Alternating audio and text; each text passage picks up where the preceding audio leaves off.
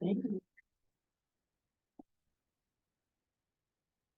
welcome to the regular council meeting of March 10th, 2025. Is there a delegation tonight? No. Okay. So we have before you the council meeting minutes for approval. And the resolution is that council consider and resolve that the following minutes be adopted. And they are for the regular council meeting of February 24th, 2025.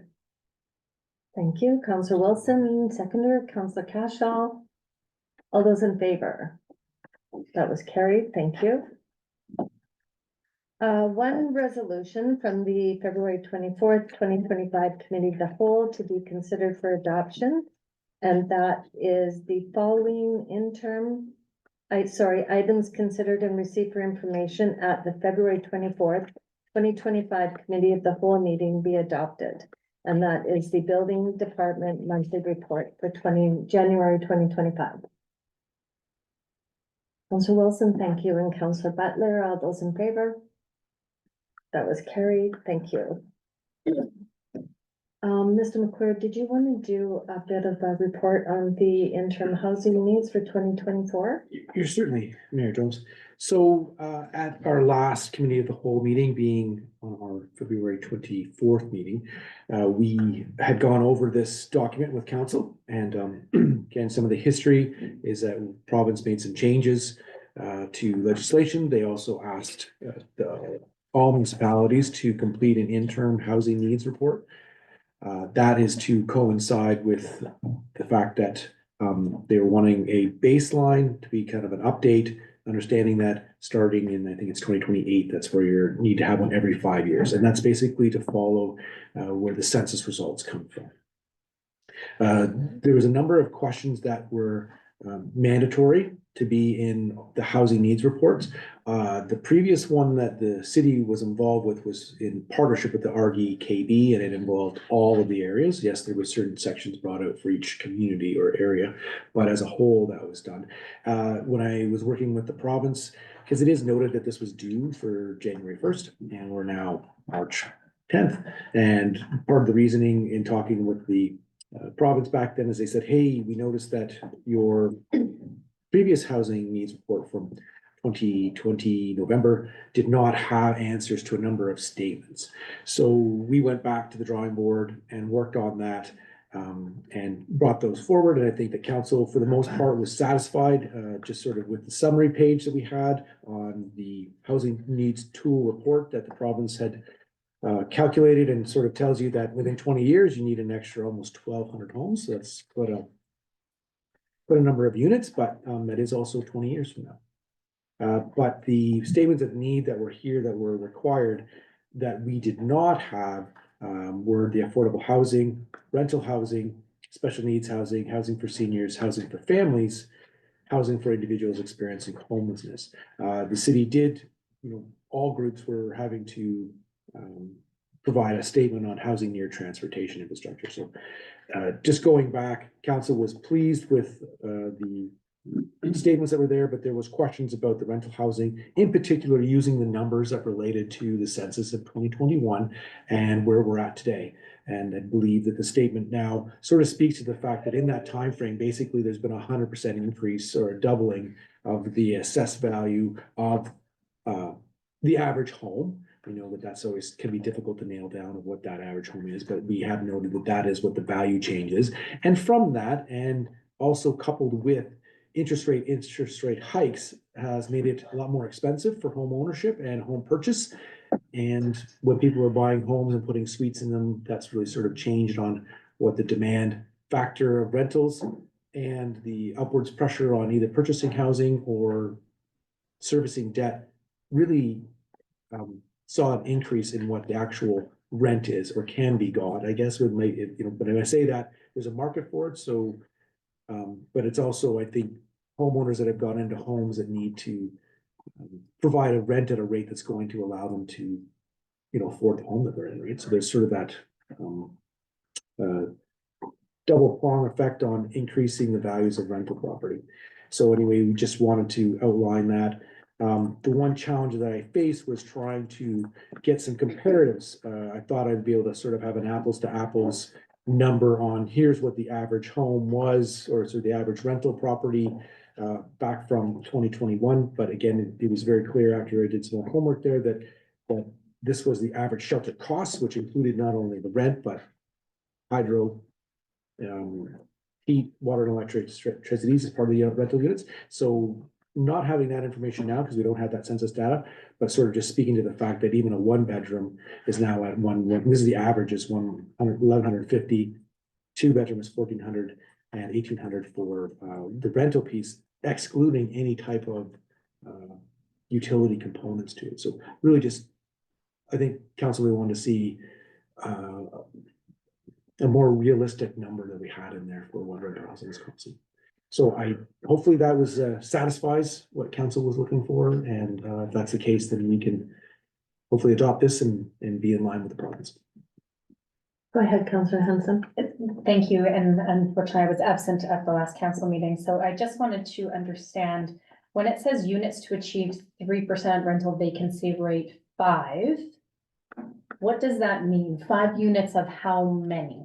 Not 5 residences, but 5 apartments, 5 condos, 5 fourplexes. And sorry, Councillor Hanson, can you tell me which page you're? Sorry, just where it has the breakdown of how many units. Yes, The introduction, so where it says units to achieve 3% vacancy rate is 5 units in a 5-year housing need. How many units within those 5 units? I'm afraid I don't have an answer for you on that as far as whether or not it's 5 new apartments that have 3 bedrooms.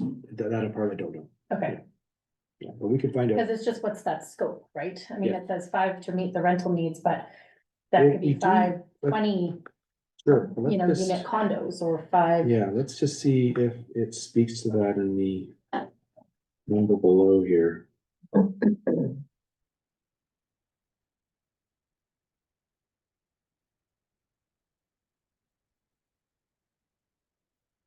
Does it matter what level of housing it was? I just think should get that vacancy rate as a whole, like what is that? 5 units to me is like, okay, 5 houses, or Right, is that 5 apartments. suites, or is One that bedroom. 5 Yeah. apartment buildings, or how many Yeah, people does that serve? because it does say rental vacancy rate adjustment. Trying to understand too, the 5-year need, like I said, says 4.85 versus 19.41. I mean, we can follow up with that after, I Yeah. think for perspective on just as a whole, what that Mhm. actually looks like. Yeah. When we have meetings with, housing ministers, what our rental numbers actually Yeah, no, look like that's right. here. It's a fair statement, and I wonder if I'm just trying to extrapolate. When it says 12 total units in 5 years and total new units in 20 years, what it does say under table 13, it says that following the table sums components A to F and rounds the totals to the nearest whole number to determine the total number of new homes needed in the next 20 years. So I guess I would be saying there would need to be 5 homes.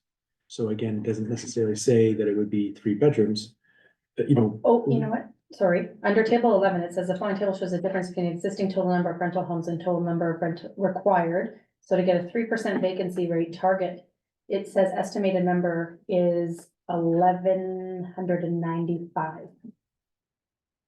So whatever that adjusts to for our current local vacancy rate. Yeah.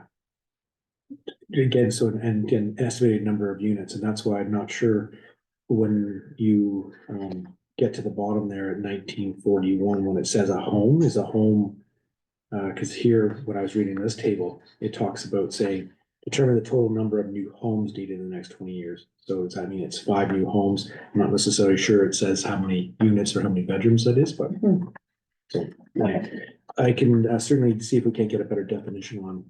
If it's. Just for, Yep, as we're Yeah. looking at education. OCP and we're looking at all the things of, what kind of housing do we need? Totally. How Yeah. many real numbers, units Yeah. is the need? And that's another fair question too, Councilor Hanson, because I will be sending this to WSP in the morning, well, assuming that it gets approved, because part of these numbers are supposed to be part of the OCP as far as zoning and allowing for, the ability to get to these number of units, so. I think just some clarity around that would be.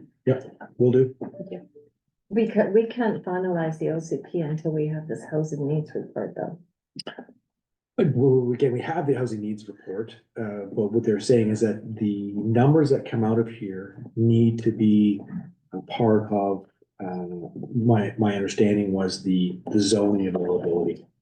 Again, that'll be a question for our consultant on what exactly that translates into. Does, anyone else have any questions for Mr. McClure in this? Well, I thought it was a really good report, really good. I mean, it hits on every level of housing that we need.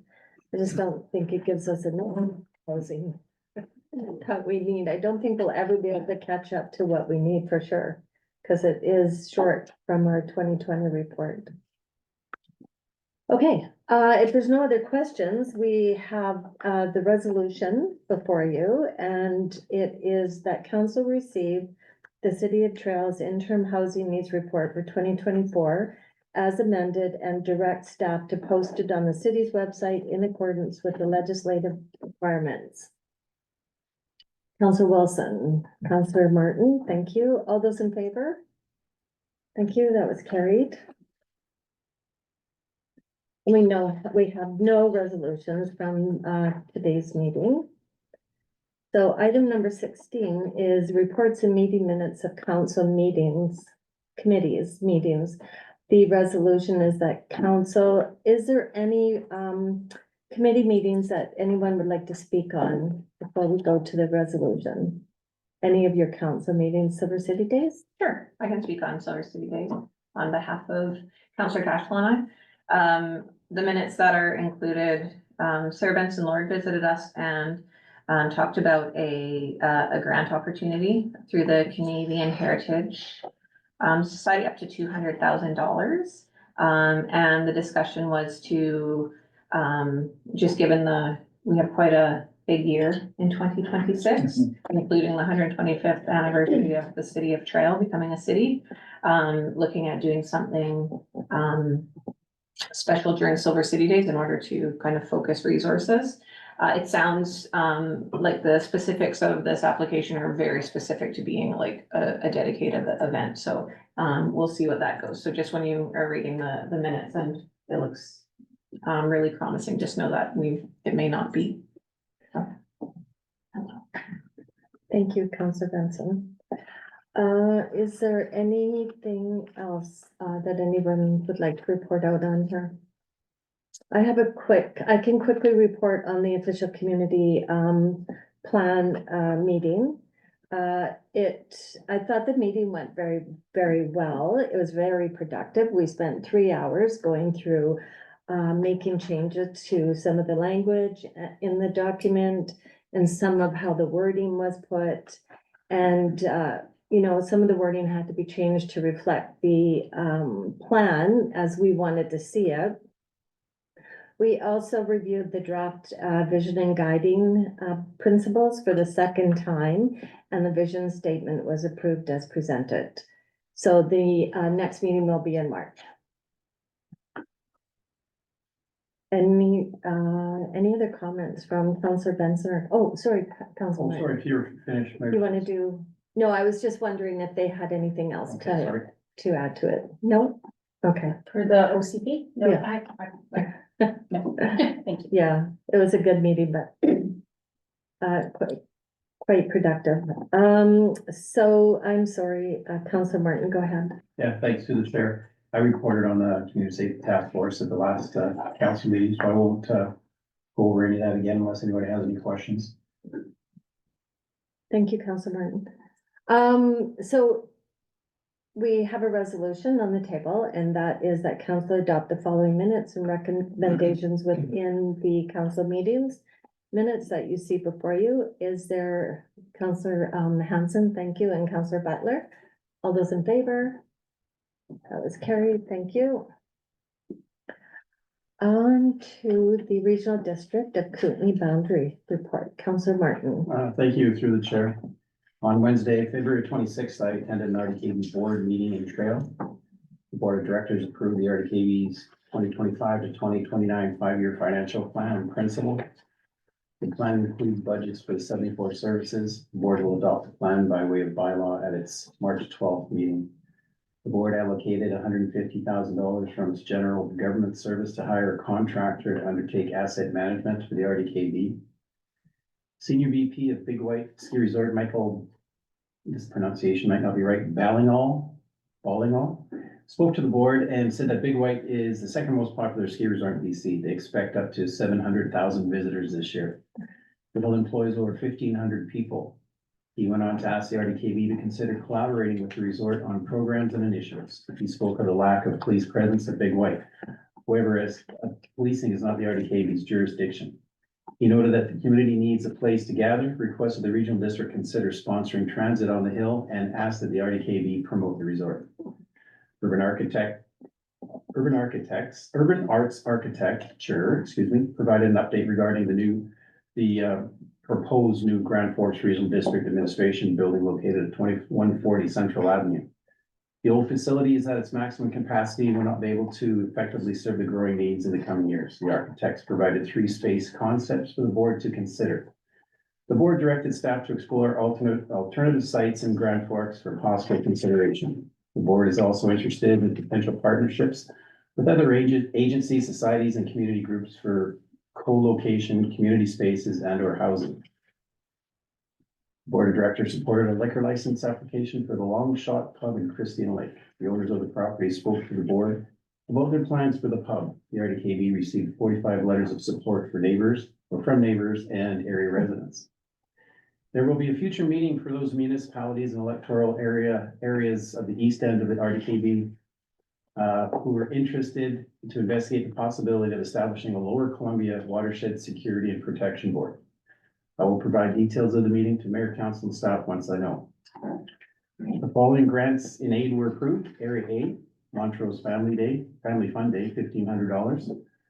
Trail of Wildlife Association, Columbia River Cleanup, $1,000. Area B, Trail Wildlife Association, Columbia River Cleanup, $1,000. And Kootenai Columbia Secondary School Scholarship, $1,500. Area C, Grand Forks Farmers Market Nutrition Coupon Program, $2,500. Nelson and District Hospice Society, the West Kootenai Boundary Caregiver Support, $1,600. Area E, Nelson and District Hospital Society, West Kootenai Boundary Caregiver Support, $1,600. On Thursday, March 6th, I attended an RDKB Liquid Waste Management Plan and Trail. There's a monthly report from Goran Denkovsky, the RDKB Manager of Infrastructure and Sustainability regarding the pollution control, center upgrade. Everything is proceeding as expected. That's it for my report. Thank you, Councilman Martin. Do you need some more water down there? Trying out here. Is there any questions for Councilor Martin? Go Just ahead. a question on Big White, which area of the region? Area E? Yep. Okay. Yeah. Further to that, Mayor Jones. So in regards to transportation, are they looking at transportation to Kelowna? Because that would be the closest bigger center. Probably from Kelowna. And have they approached the city of Kelowna for that as well? It was just in conversation with the board. Okay. Nothing formal, yeah.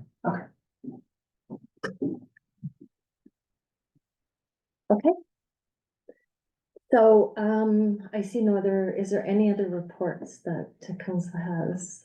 No? We have some correspondence for information. And the correspondence is a letter from Tammy McLean. And the resolution is that before we go into the resolution, is there any comments or questions about this letter? Go ahead, Councillor Cashel. Yeah, thank you, Mayor Jones. Through the chair, we've all had a chance to read the letter and be attached to this memorandum. It's very disturbing what's being reported here. Ms. McLean's a strong advocate for our unhoused. She's also I think a recognized authority on all matters dealing with our unhoused, with their background, their experience. And, I appreciate the letter being received for information and being filed, but I think it should be something that remains active and alive, because there's pieces in here that just are not acceptable.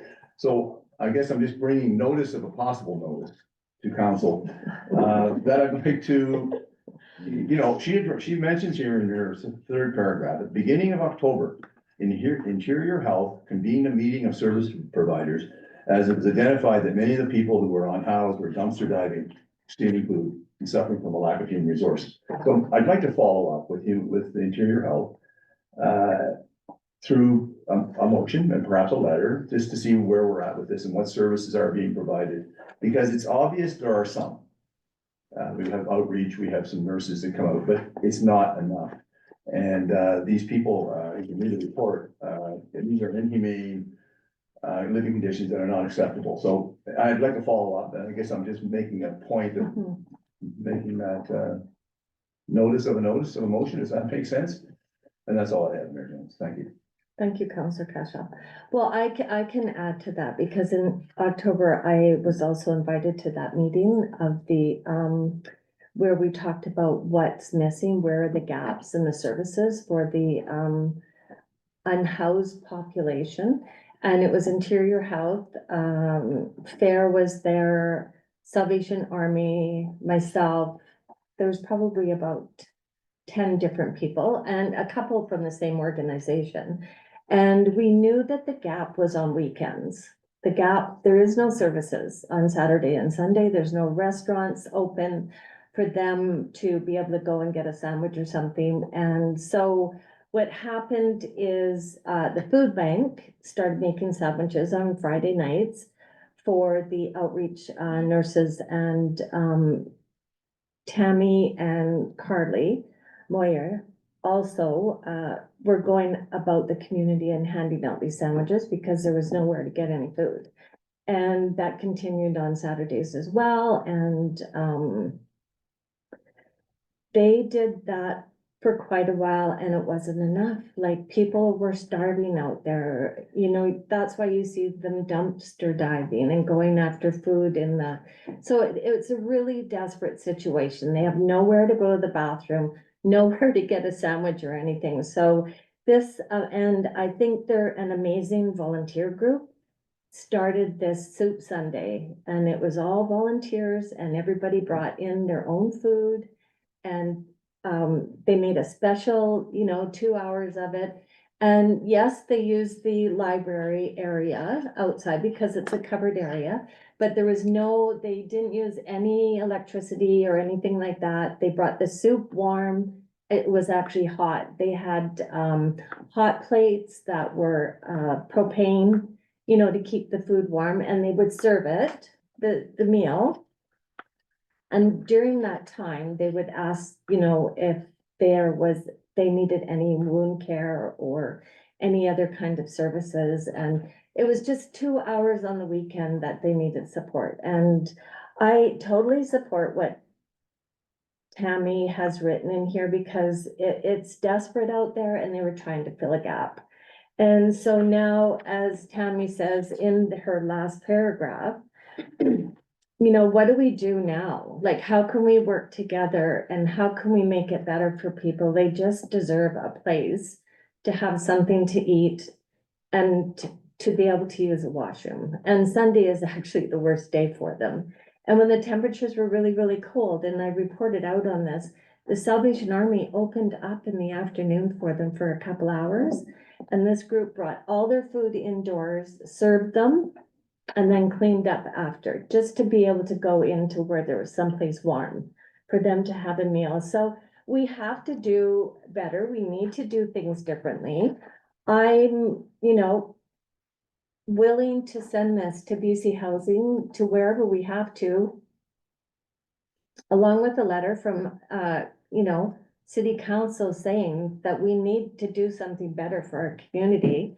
And the sooner we do it before next winter starts, the better. And I just don't know what else to say because I feel terrible that we're not providing, the basics for people out there. Go ahead. Thank you, Mayor Jones. So at this meeting that was convened by Interior Health, my question is, who is the lead agency? Who is responsible for sort of driving this bus to get these services that are required? It was Karen Miller. It was Interior Health. So They called the meeting together. correct me if I'm wrong, then they're the ones that we should be kind of holding to account. If I'm reading this correctly, they're the agency, the lead agency, so what are they doing? And I think that's where my motion might be going, is to see what kind of follow-up we can expect from that meeting that you attended. Thank you very much. And I also just want to add, it's more than just 2 hours on a Sunday giving out some warm meals. This is throughout the week, through the evenings, through the days where washrooms are available. I mean, read the report. I mean, these are people that haven't had showers for considerable time. There's issues with, anyway, I won't get into it because it's all right here. It's very, very troubling and very disturbing. So thank you, Mary Jo. I appreciate your, some clarity on that. And you know, they did have, follow-up meetings, after the first initial meeting, and unfortunately, I just couldn't get to them, so I know that they were still trying to do the same work, like find the, I mean, we know where the gaps are, finding a place for them to settle and be able to do this service out of was really, really difficult, because it has to be downtown and, you know, where people can access it easily. So I don't know if they, quite honestly, if the meetings are still going on, but yeah, I think we just need to be prepared for the next extreme weather event. Go ahead, Councillor Benson. Was there feedback from the Riverfront Center in terms of what they were dealing with that day? Like, I think that they've really gone above and beyond Mhm. in terms of managing. So if it's reached a point where it's too much for them, I would be worried about setting them up somewhere else where they may not have the. Well, you know what happened, after the shelter closed, the emergency weather shelter, those 12 consecutive nights that it was open, there was nowhere for them, they had to readjust and resettle into housing somewhere. And it was almost like when we closed the shelter down on the Lenina shelter and moved it, right? It took a while for things to settle a bit and people to find a place to go to. And that's what happened here. There was nowhere for them to go to, and they ended up, when the weather turned, they ended up under the library, probably knowing that Soup Sunday was coming, on that Sunday. And, they were there for when the meal arrived, and unfortunately, they just couldn't get them to move because there was nowhere for them to be out of the weather. But you're absolutely right. The library and museum have been amazing, supporting these, individuals, helping them, you know, with, the computers and stuff like that. And I know that they've taken training to be able to look after, aggressive people, and yeah, they've done an amazing job. And so what happened is when they came in to go to work that morning, they were still there, and some of the individuals reportedly were using drugs and alcohol openly, and people were complaining they couldn't get into the building. So that's, you know what, I totally understand. Yeah, I I'm think saying though, like everything, in terms of like if it's too much for them, Yeah. I I can't know. imagine it going somewhere Yeah. else where, Cause they're. unless it's like interior health. It's a classic, another example of just volunteers doing what they can, good, kind-hearted people showing Mhm. compassion. But really, it shouldn't be falling on volunteers to be taking care of these folks. Yeah, This is why we pay taxes, this is why we have agencies like Interior Health that have strategic plans and strategic priorities that deal with these type of matters that don't seem to be implementing them. And about meetings, there's a lot of meetings. And after a while, you get meeting exhausted and people want to see some action. Mhm. Anyway, thank you, Mary Jones. Well, and I honestly think everybody is trying to do the right thing. I mean, we all are. It's just that, you know, our resources are so limited. It's difficult. But I don't know if council wants me to follow up with the letter to the ministries and send Tammy's letter along, or whatever you guys decide, or we can just receive this for information. Oh, go ahead, Councillor Henson. I would like to see something further to this when we have our meetings at UBCM with the ministers as a whole, as well as the Minister of Mental Health and Addictions and the Minister of Health, saying, what are you doing to support us? We have the regional hospital. And by default, that means we have everyone that comes from every area for any type of service that can be let out on our streets. the vulnerable, et cetera. They don't want to go back to where they've come from. They are now in Trail. We have the regional hub, which is a blessing and a curse sometimes, because we don't have all of the resources that we need for what we get in our community. So I think we need to do more advocating with the ministry at UBCM, asking for funding, following up to what's coming next on the agenda, as well as IH. I mean, this is something that it's not the city's sole responsibility. It is not our job. Those are our assets. That is, we are technically condoning congregation on city property at that space. What happens if we were ever open on a Sunday at the library for families to use? I am a working mom. I can't go to the library on a Saturday or during the week. We want to make sure that these individuals are safe, but the community has full access of all of our assets that we have. So I would like to see this further to request a meeting with the Minister of Mental Health, Minister of Housing, as well as the Minister of Health as a whole, to follow up with this with a more serious conversation. Thank you, Councillor Hanson. Councillor Martin. Thank you, through the chair. So you're meaning immediately? Because I think if at UBCM, I got your first part, but I think to follow up with your comment, I think we should This is- send a letter right away. This is the start Yeah. of the process. Get it going. Because it's not gonna go away, even if the weather changes as it's going to, there's still gonna be people not having anything to eat from Friday afternoon till Sunday morning. Mhm. So it's something we have to pursue, I don't know, how we're gonna look at it, I don't have any answers, I really don't, like Councilor Benson said, we move them to another spot, there's gonna be other issues. I don't have an answer, but we have to do something. Because I'm sure it'll be brought up at the next community safety task force meeting for sure. Thank you. Councillor Benson? Through the chair, I agree. I think you hit it nail on the.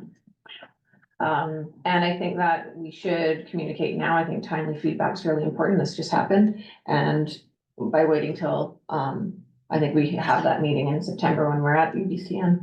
But then we have all of this to document. I think it's just, I feel that, and I'll say this in the next little portion, that I feel that we've been forgotten. They've provided us with a temporary shelter and they've overlooked that there's still a lot of work to be done, and this is part of it. Okay, sorry, go ahead. Just through your worship, so council would like to put a motion forward, as what I'm hearing is that Mhm. council send a letter to the minister of, you had a list there. All of them. Mental health and addictions. There is no mental health and addictions anymore, if I can intervene. It's Josie Osborne, she's the Minister of Health, and she's taken on that ministry, she's absorbed it, sorry, Councillor. Okay, Minister of Health, And I'd also recommend maybe Susan Brown, CEO of Interior Health, and Landon Best, the Executive Director of the Kootenai Boundary. So this will save me the time from putting. together CEO a of motion. Interior Health.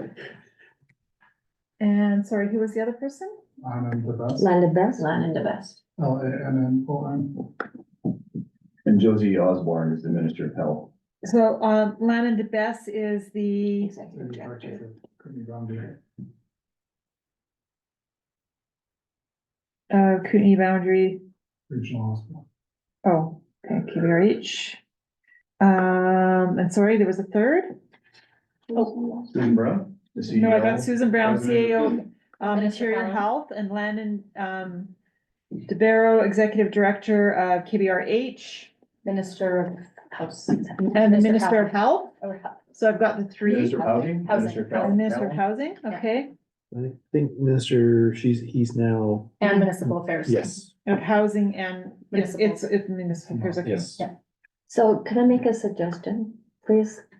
And only if Councillor Cashel is in agreement with this, because your resolution, your motion is coming up. I'm wondering if we can combine those and send a letter on behalf of, to the federal government as well as you're requesting in here and the provincial government? Well, they're definitely connected, obviously, the two pieces. Whatever's easier, I mean, the next motion is kind of dealing specifically with the warming center Mhm. piece. Yeah, I. Whatever's going to be most effective, that's what I They're want to definitely see. connected, but they're two separate kind of. Okay, okay, so, Ms. Butler, can you Sorry, read the that motion council again, sent a please? letter to the Minister of Health, Susan Brown, CEO of Interior Health, Landon DeBarrow, Executive Director of the KBRH, Minister of Housing and Municipal Affairs, with attached, want to add Tammy's. Yeah. With attached letter. Okay, I'll put, or do you? The best. The best. Well, let's pick the best. Better than the rest. Yeah, okay. With attached, letter from Tammy McLean. The soup kitchen or soup Sunday. Okay, Sunday, requesting. Solutions, requesting. What action has been taken or will be taken to address our on-house population? What's that? Action. Yes. Or has been taken. To address the remaining unhoused population. Yeah, and it's particularly in reference to the horrible living conditions that Ms. Lane described in her letter. Include our local MLA. And yes. Can CC the local MLA. Population. And message from. Since the establishment of the new temporary shelter. Mhm.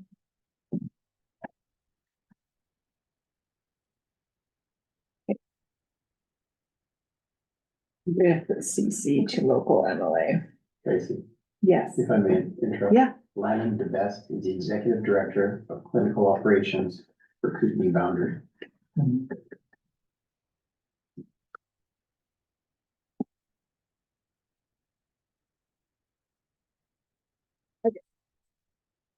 Okay, so does anybody need that read again before we go for the motion? Want me to do it one more time? That's not a problem too. Through the chair, the council Thank sent a you. letter to the Minister of Health, Susan Brown, CAO of Interior Health, Lennon DeBest, Executive Director of Clinical Operations of KBRH. No, Kootenai Boundary. Of Kootenai Boundary? Yeah. Not KBRH? No. Okay, sorry, Clinical Operations of Kootenai Boundary, the Minister of Housing and Municipal Affairs, with attached letter from Tammy McLean regarding Soup Sunday, requesting what action will or has been taken in the with the remaining unhoused population in the city of Trail since the establishment of the Lou Lanina shelter, temporary shelter, with a CC to our local MLA. Well done. Chicken scratch. Okay, so Counselor Cashel, did you make that motion? Who, and Counselor Hanson is seconding it? All those in No, other way favor? around. Other way around? Oh, okay, sorry. Sorry, may I make one amendment to that? Mhm. Sorry, can we please add Brittany Anderson as well?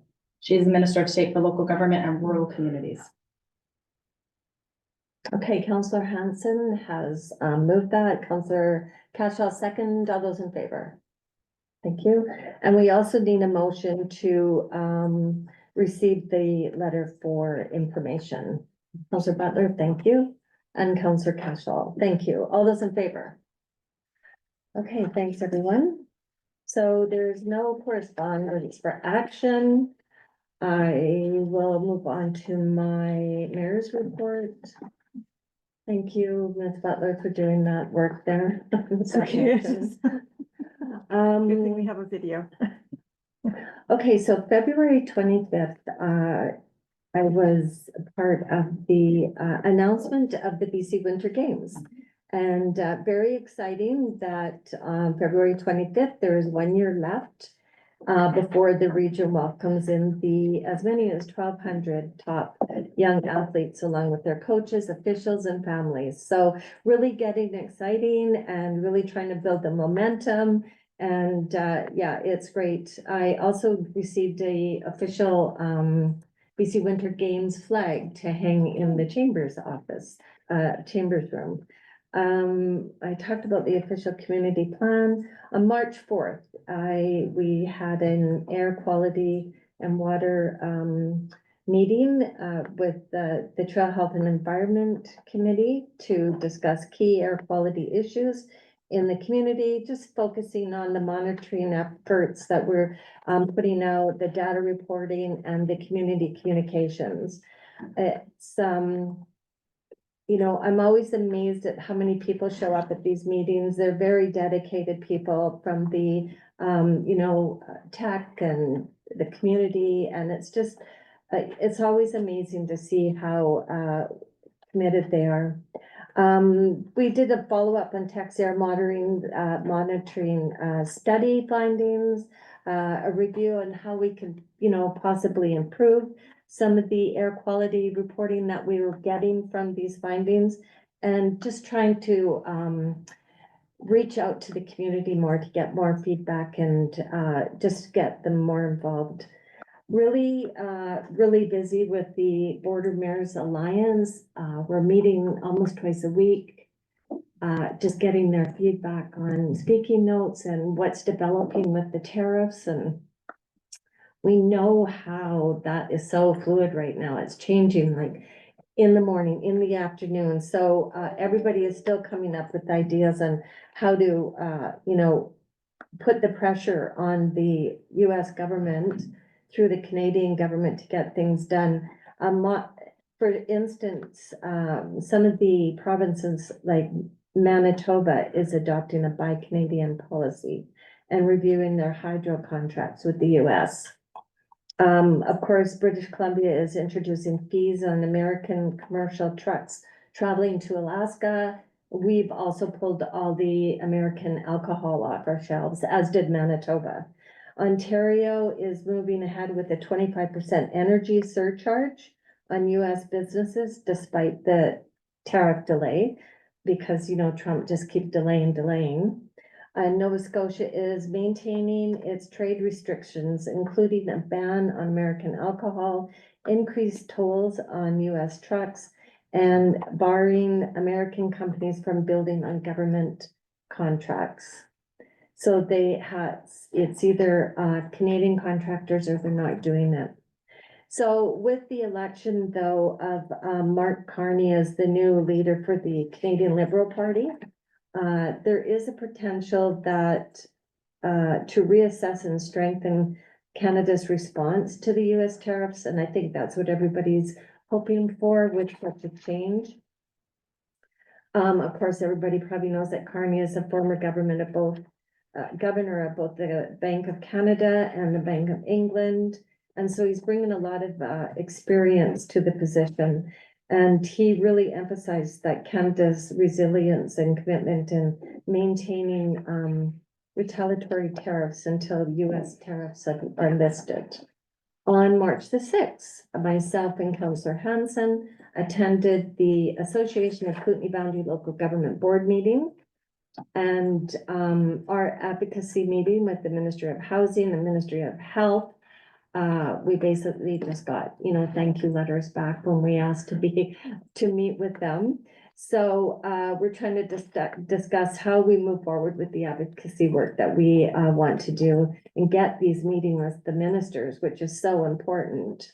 And the operations budget for the AKBL board was approved, and also the opportunity to do a little bit more convention planning. I think we're just about ready to go with that. And it was a good meeting. It was a short meeting, so kind of nice for me. I was on Zoom, and Councillor Hansen traveled all the way to Kimberley for a meeting, but that's how they like to spread it around to different communities. Tia, did I miss anything? No, I don't think so. I mean, there's an educational event being held on the first day, which is great. They've actually had a great uptake in it. Our budget looks very healthy. And so I think they've got lots of people already registered for it. We've got some really great speakers. And it's a lot of building foundations, infrastructure, information. So I think it's really good as we have so many communities that are having such an infrastructure deficit. So I think there's going to be a lot out of that. Mm-hmm. Yeah. Thank you. Any questions before we move on? Okay. Thank you, everyone. We have no bylaws for consideration. We do have one item here under the notice of motion. And this is the notice of motion submitted at the February 24th, 2025 meeting by Councillor Cashall. And I'm just going to read out the whereases, because that's the important part of the resolution. So whereas a November 2nd, 2023 report released by the Canadian Human Rights Commission shows a new housing analysis completed by the Office of the Federal Housing Advocate found that Canada is missing 4.4 million homes that are affordable to people in housing need. And whereas the mandate of the Federal Ministry of Housing, Infrastructure and Communities is to build resilient and inclusive communities by providing funding and advice for locally designed and delivered housing and homelessness initiatives, as well as new and upgraded infrastructure. And whereas our provincial Ministry of Housing and municipalities has a similar mandate and is responsible for providing British Columbians access to affordable, safe, and appropriate housing, be it resolved that council send a letter to Minister Rabi Calhoun, Minister of Housing and Municipal Affairs, demanding that a temporary warming center be established in Trail on a yearly basis from December 1st to April 1st between the hours of 8 p.m. and 8 a.m. and to be operated and managed by paid qualified staff, and that all costs associated to its operation be covered by our provincial and federal partners. And further, that a copy of the letter be sent to Steve Morset, our local MLA, and the Honorable Nat Erskine Smith, Federal Minister of Housing, Infrastructure and Communities. So I'll then, make that motion. okay, thank you, Councillor Cashel. I'll second for discussion. Okay, thank you. Councillor Benson, did you wanna? Oh, sorry, Nick, did you have any, Councillor Cashel? Just some background, so what prompted me to make the motion. First of all, I'd like to just say thanks to Mayor Jones and Tammy McLean and all the volunteers. They deserve our thanks and appreciation for operating the temporary walking center here in Trail, British Columbia. This center is only open when Environment Canada announces a temperature of -10 Celsius. This warming center operated for 18 nights, including 12 consecutive nights, and is run by volunteer and some paid staff. It was open for 240 hours it was open. BC Housing paid for 36 hours for 3 staff. The 240 hours does not include the planning, does not include the administration part of it, and does not include the setting up and taking down. It averaged 28 people a night for a total of 1,224 visits. So my position on this is that we definitely can see an established need here for a warming center. Trail is a service hub for approximately 20,000 people, which includes 5 municipalities, and is the home of the area's only homeless shelter, which has been at its 25-bed capacity since opening in August of 2024. Local housing advocates report that approximately 30 individuals are currently living rough on our streets, and this number is expected to grow. Our federal and provincial governments must be held accountable for our current housing crisis. And the downloading of these responsibilities to municipalities and also in turn to volunteers is completely unacceptable and it's completely unfair. And that's what prompted me to make the motion, that this be set up, be paid for, be managed and facilitated. The missing piece in this that I didn't include earlier at the committee of the whole is that it's going to take a nonprofit agency to step up to the plate and take this initiative on. Without that nonprofit, I don't see this happening. However, I'm hoping that the will of council will be expressed here tonight and that we will endorse this motion and ask for this warming center to be operated on a continual basis for the winter months. Thank you, Your Worship. That's all I have at this time. Councillor Benson. So this was a tough one for me. I understand the desire to help those in need, but I do have serious concern about establishing a full-time warming shelter in our community. What may seem like a compassionate solution could lead to long-term challenges that impact public safety, local businesses, and our municipal resources. We need to carefully consider the consequences. A full-time warming shelter may seem like an immediate fix, but I think it carries long-term financial and social consequences, especially when, in my opinion, it will probably expand into a year-round, considering the extreme heat that we also experience in our town. Instead of pursuing a costly and potentially problematic solution, I'd rather see us focus and advocate for real lasting strategies, transitional housing, mental health and addiction support, and regional collaborations. As Councillor Hanson said, we are the hub, our hospital is the mental health hub for this region. I think we'll all learn a lot more about that with the new campaign that the KBRH Foundation has started on mental health matters, but it's right, she's right, that if someone leaves the hospital and doesn't choose to go back to where they came from, they're gonna be on our streets. So we need to think critically and we need to act wisely, and I think we owe it to our community. We have a temporary homeless shelter operating under a temporary use permit, which will eventually expire. I'm really concerned that we may have been overlooked when it comes to next steps on the housing continuum, and I'm really anxious about the next steps for those who are most vulnerable. I'd like to see efforts move beyond like the temporary shelter stage into where can they go to create space so that we can bring more people in and get that going. Because I feel that right now that's still just a Band-Aid solution.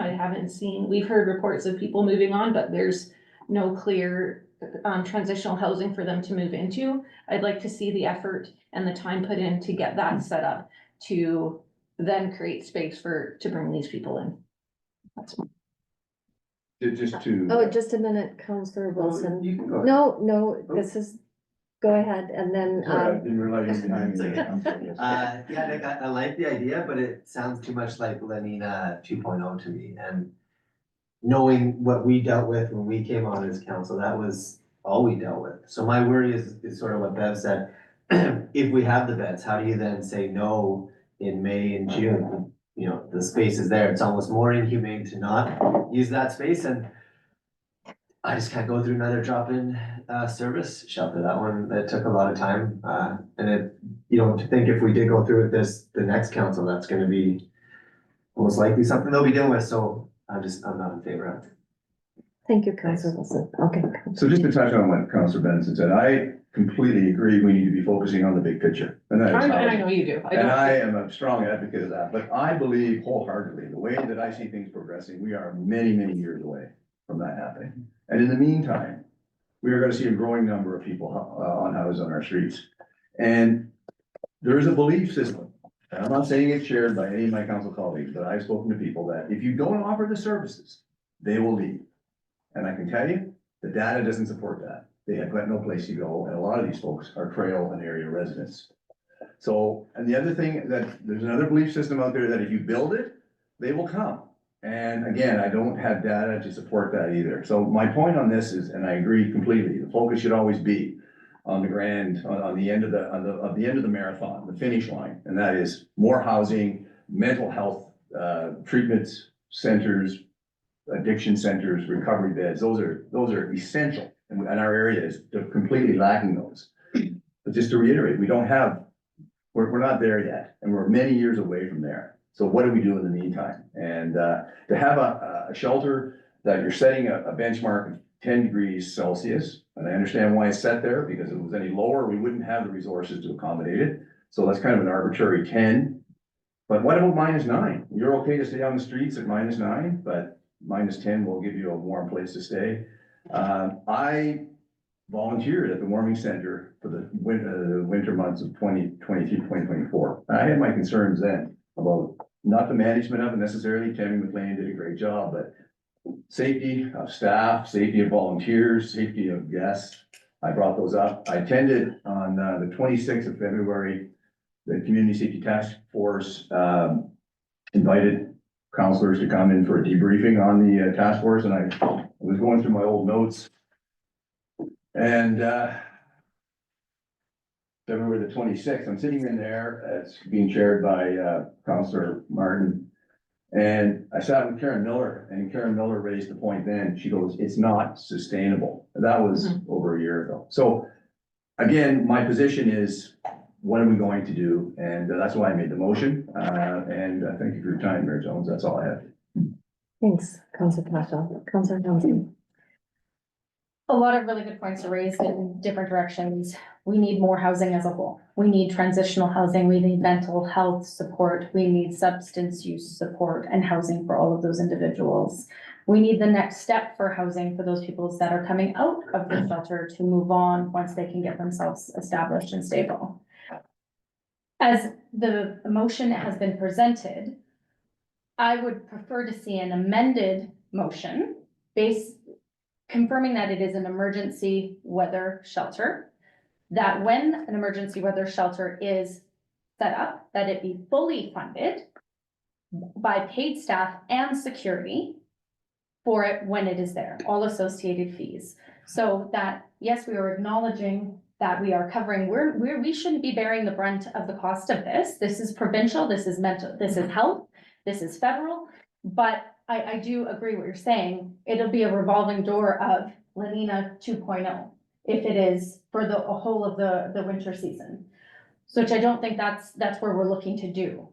I would prefer to see this amended to specify for emergency weather shelter that it is managed and provide paid qualified staff, and that all of the costs of its operation be covered by the provincial and federal partners, as opposed to us having a permanent winter shelter from, where is it, December to April 1st that we would have. Okay, Counselor Wilson, please. Just to touch on what Tia said, I think Lenina started out like that though, as just an emergency weather shelter. That's right. And then eventually full-time shelter. So I don't know what reassurances you can get. You know, you'd have to find out.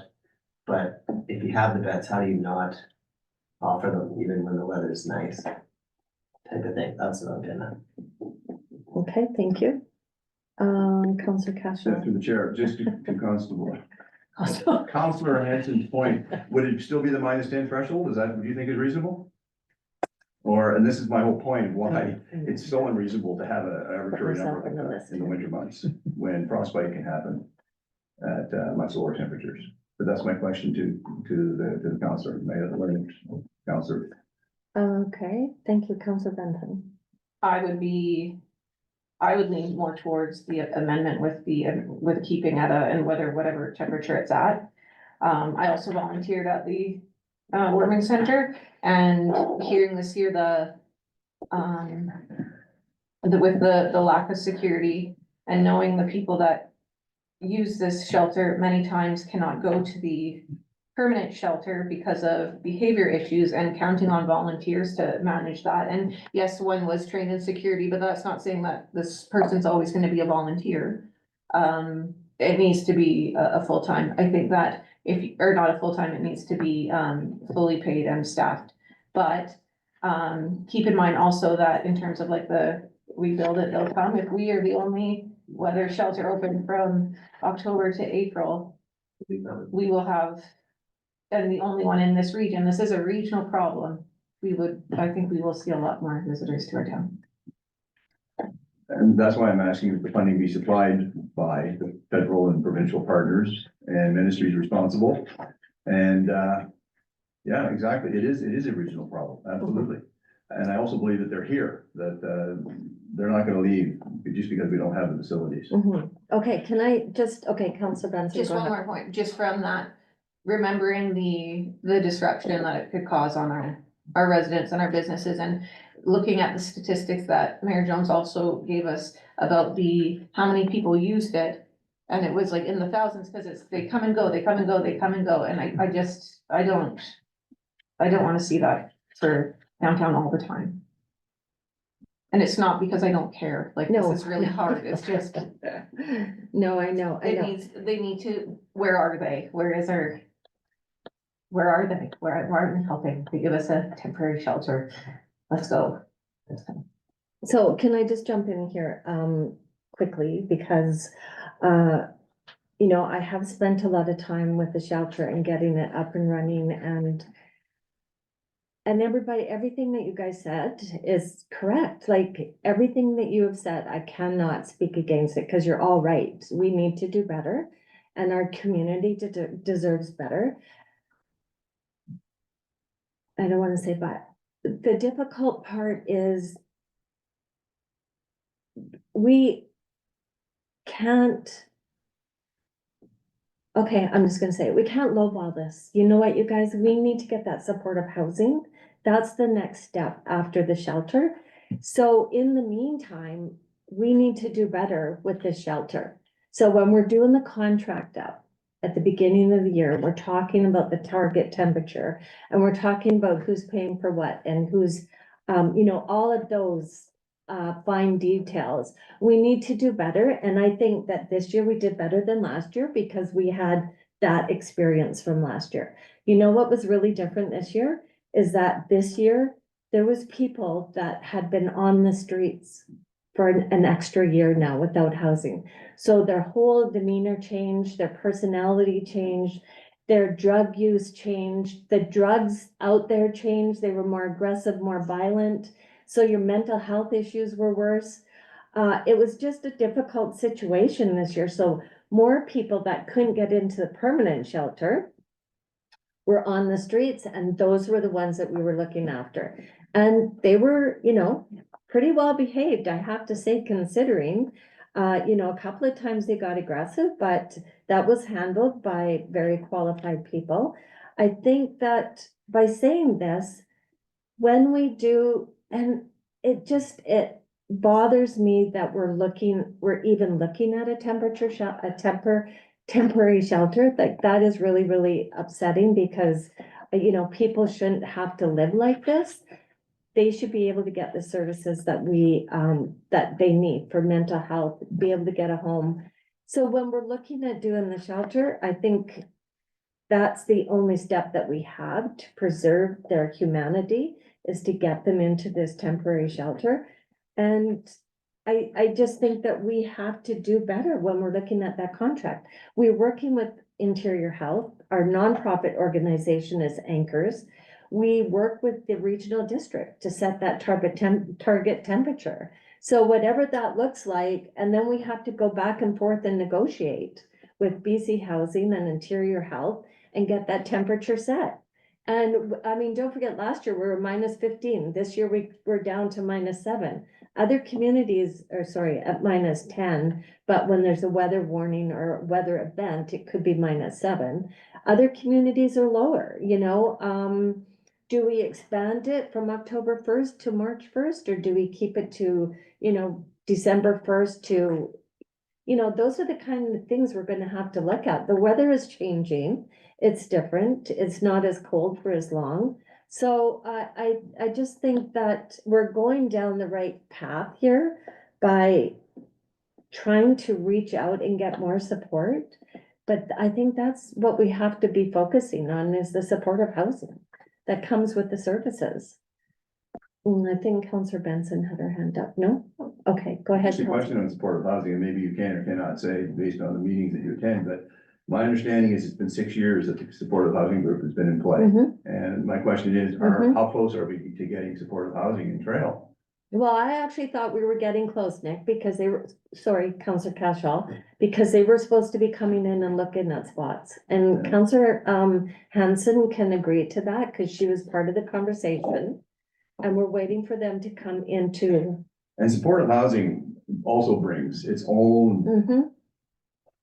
buffet of issues as well that we've been seeing reported on in the news as well, but It's still better than a shelter.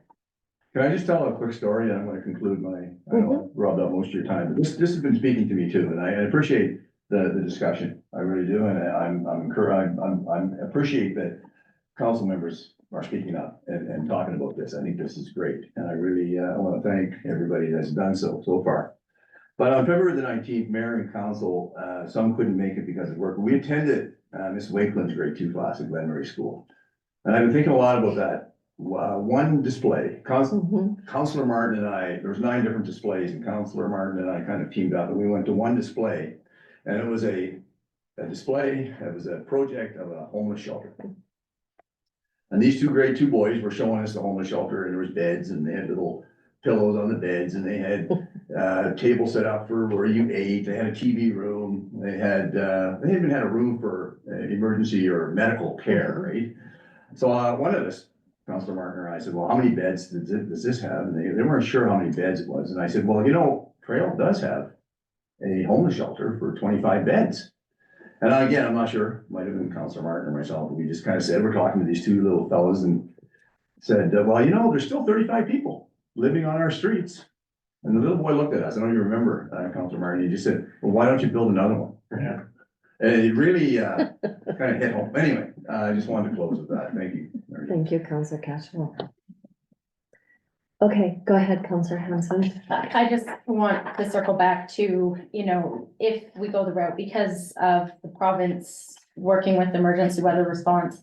I think it would be prudent of us to send a letter to them saying that the Minister of Mental Health or Minister of Housing and Municipal Affairs, mental health, or sorry, health as a whole rather, that they and the federal partners that they should be funding it. So I think whether or not, you know, I don't believe we need another temporary shelter. I think if we have the emergency weather shelter, which has been set up, that it should be fully funded. So I would be more inclined to send a letter saying that we request that they fund it completely with security and staff when they have an emergency weather response, as opposed to a yearly basis set up from December 1st to April 1st.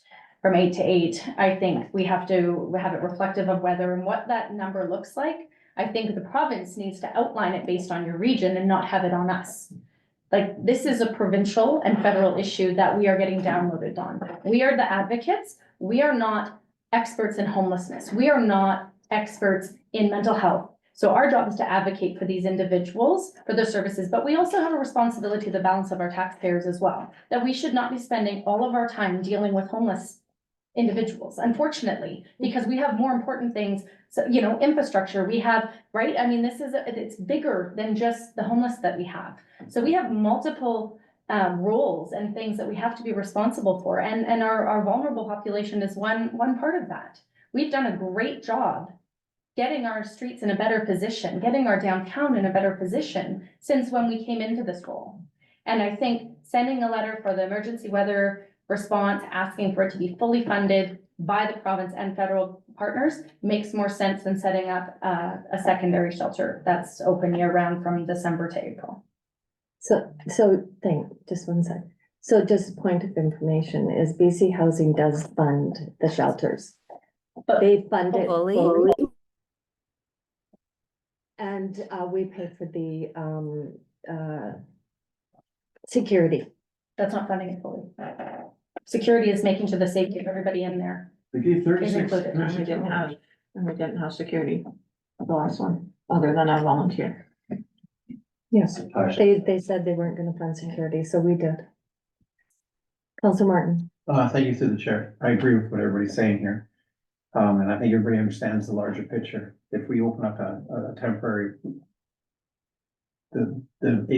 December 1st to April 1st type shelter, I'm just concerned that the province will look at our city and say, well, they're good enough for now. We'll just move on and maybe put our funds someplace else. But I'm not disagreeing that your point, what you're trying to get through here, that's just my concern. Thank you.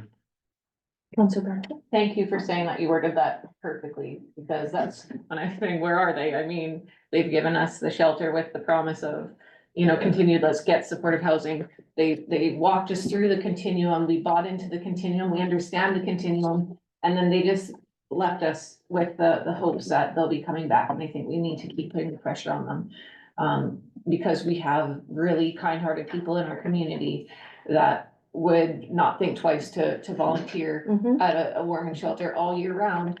And God forbid something bad happened to them. And Absolutely. we And don't we have- just signed 35 cards, Yeah. thank you cards tonight. But even if this motion is passed, we shouldn't take the pressure off. No, we should be continually strongly advocating for the housing and the treatment I beds and the recovery beds. strongly that we so agree. desperately need.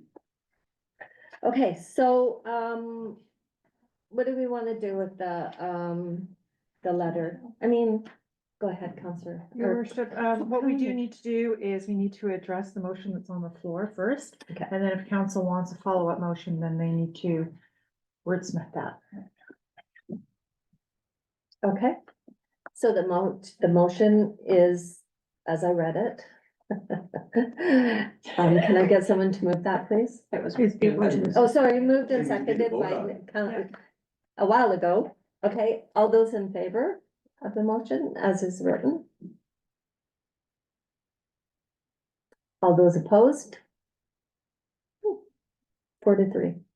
4 opposed, 3 in And- favor. And those in favor, would you like to be recorded as in favor, although the motion is defeated? Yeah, sure. Yes, please.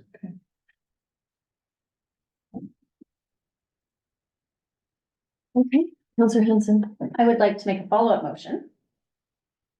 That council send a letter to Minister Ravi Kahlon, Minister of Housing and Municipal Affairs, Minister of Health, BC Housing, demanding that the Emergency Weather Response Center is operated and managed by paid qualified staff, including security, and that all costs associated to its operation be covered by our provincial and federal partners.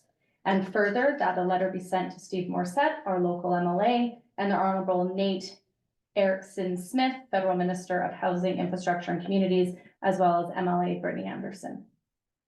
And you've got that written out and everything. I'll second. Okay, all those in favor? Oh, I guess it's better than nothing. You're gonna make a motion. You're gonna make a motion. She did. I should just, yeah. Yeah, that the emergency weather response be paid for completely with security included. Okay, all those in favor? That was carried. Hate something. Better than the beans. So, okay, next meeting, Sure. Thank you. Jacinda. March the 24th, 2025 for the committee of the whole. Really got it. Do we have anybody for question period? Is, Yeah, there is someone on it. It's an interesting name, but I read it as Pugs Rule. Yeah. what is it? Yeah, Pugs Rule. And that's the way, I just the way my brain works, but I'm not sure. I could be wrong. It could be either a suit up. Does Yeah, Pugs Rule have a question for us? they don't. I think so. They don't seem to have any questions. Okay, motion to adjourn. Counselor Butler. All those in favor? Carried, thank you.